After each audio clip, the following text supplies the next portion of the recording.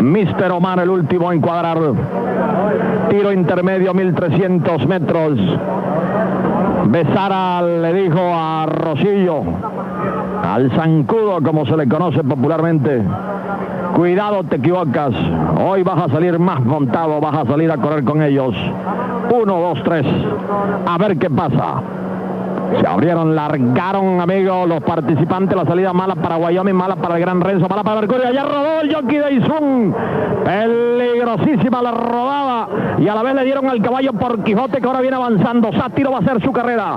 Va a ir a la punta, se fue. Wincris viene al segundo. Al tercero avanza Mister Omar. En el cuarto corre por la parte exterior de la pista ya por Quijote, montado en el quinto. Viene avanzando Camon Prince, señor Llanero, en el sexto. Bocelli en el séptimo. Luego corre Mercurio. Después está avanzando por la parte central Emigrante, seguido del Gran Renzo. En los últimos lugares Wyoming con el caballo Don Mansur. Está al frente Sátiro, se escapó Sátiro y por dentro Izun sin jinete. En el tercero avanza Wincris. En el cuarto viene corriendo por la parte central de la pista el caballo por Quijote con Sátiro. Crecido Sátiro, cuando entran a la recta decisiva lo viene a buscar por Quijote en 46.2 para 800 metros. Por Quijote agarró la baranda. Vámonos, Rosillo, en contra de Sátiro. La jugada perfecta de la bomba hípica. Vamos por la parte interior por Quijote. Dame Carlos Bello, los dividendo de por Quijote. Está emparejando. Sátiro se defiende. Está pasando por Quijote. Ese es el regalo del Club del Jet Douglas Valiente 220. El ganador, segundo Sátiro.